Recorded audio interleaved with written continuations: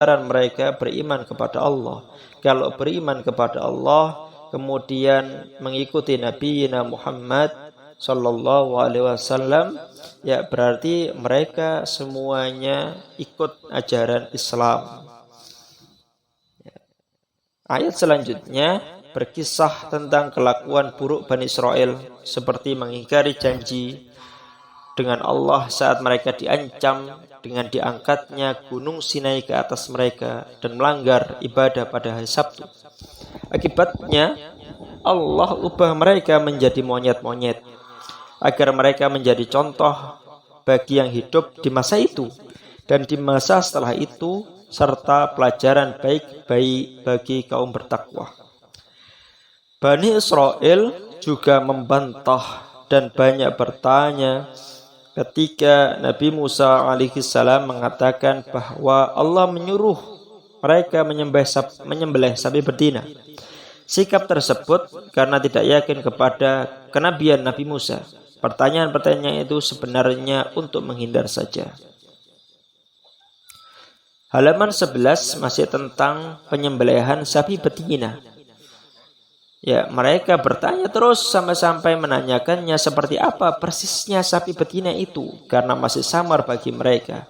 Akhirnya Allah minta Musa menjelaskan bahwa sapi itu adalah sapi betina yang belum pernah dipakai untuk membajak tanah dan tidak pula untuk mengairi tanaman, sehat dan tidak belang.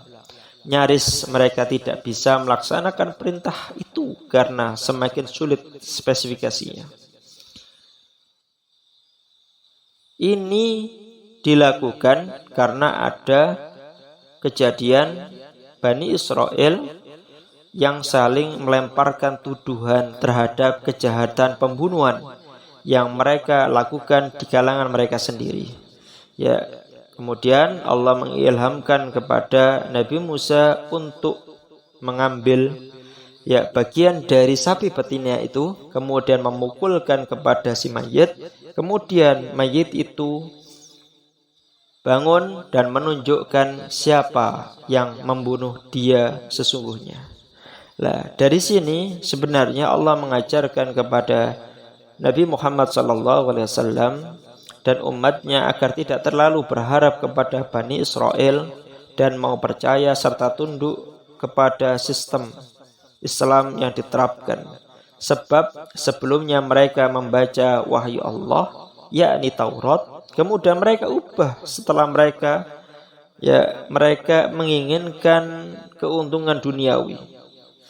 Mereka juga bermuka dua kepada kaum mukmin dan tidak mau jujur kepada Allah dan Rasul-Nya, apalagi kepada kaum mukmin.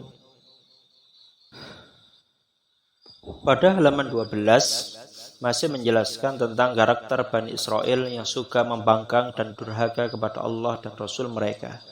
Apakah mereka tidak mengetahui bahwa Allah itu maha mengetahui yang gaib, apalagi yang nyata?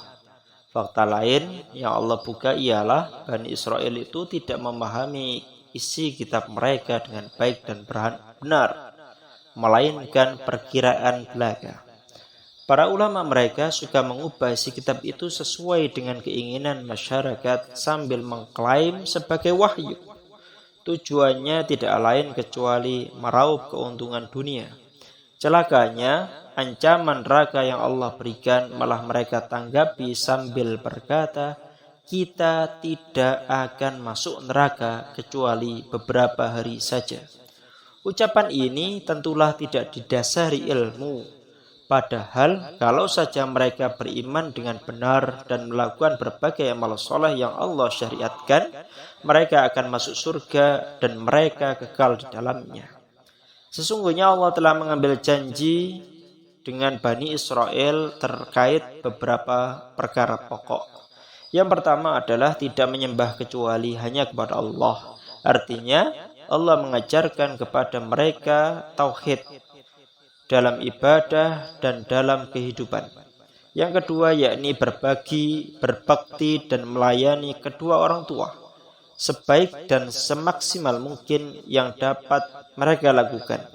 Kemudian seperti itu pula terhadap kaum kerabat para anak yatim, dan kaum fakir miskin. Yang ketiga, berakhlak baik dengan manusia.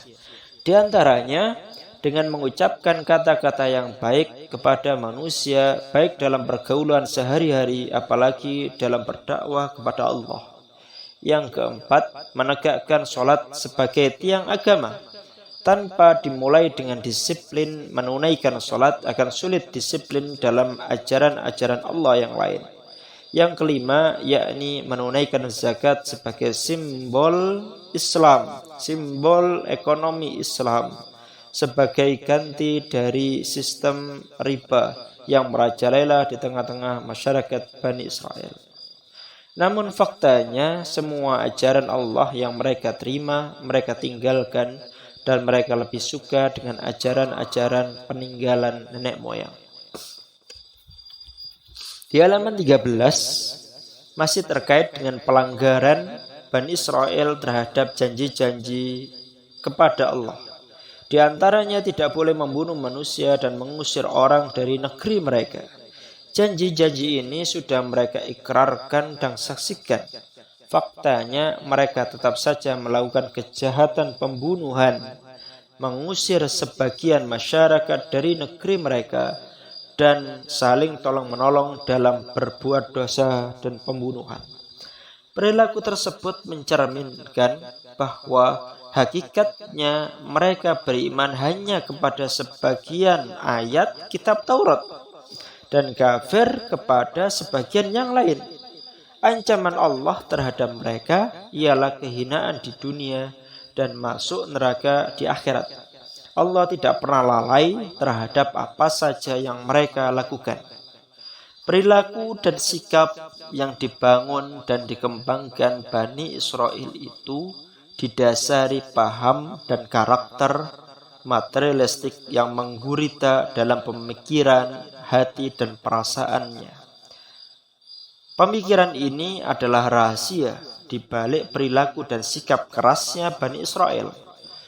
Perilaku ini yang menyebabkan Bani Israel menjual akhirat mereka demi mendapatkan kenikmatan duniawi yang tidak seberapa dibandingkan dengan kebaikan akhirat yang Allah janjikan. Sebagai balasannya, Allah sediakan bagi mereka azab yang amat berat di akhirat dan tidak sedikit pun diberikan keringanan dan pertolongan. Sikap kufur lain yang dilakukan Bani Israel ialah menolak dan membunuh setiap rasul yang diutus Allah kepada mereka yang tidak sesuai dengan hawa nafsu mereka. Penyebabnya sifat sombong yang ada dalam diri mereka dan menjadikan hawa nafsu sebagai Tuhan yang mereka taati.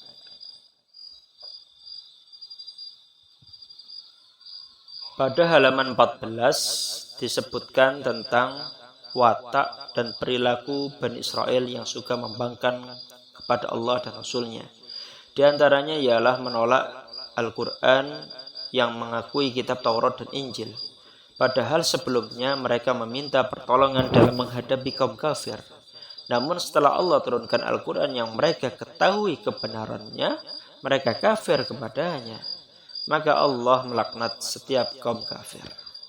Allah menilai perilaku Bani Israel tersebut sangat buruk karena memilih menolak Al-Quran hanya disebabkan tidak suka mengapa Allah berikan Al-Quran kepada kelompok selain mereka sehingga membuat mereka bertambah murka. Allah mengingatkan kaum kafir itu pasti diazab dengan azab yang menghinakan. Allah menjelaskan bahwa alasan Bani Israel menolak Al-Quran karena tidak diturunkan kepada suku mereka adalah bohong. Kalau mereka beriman pada Allah dan wahyunya, mengapa mereka membunuh para nabi yang sebelumnya diutus kepada mereka?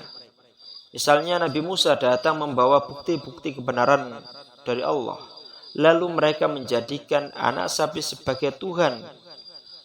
Demikian pula saat Allah mengambil janji dan mengangkat bukit Sinai di atas kepala mereka agar mereka pegang teguh janji tersebut, mereka malah berkata, kami dengar dan kami membangkang. Mereka sudah sangat ketagihan menyembah anak sapi. Kalau mereka beriman, pasti bisa mentauhidkan Allah dan tidak menyekutukannya dengan apapun dan siapapun.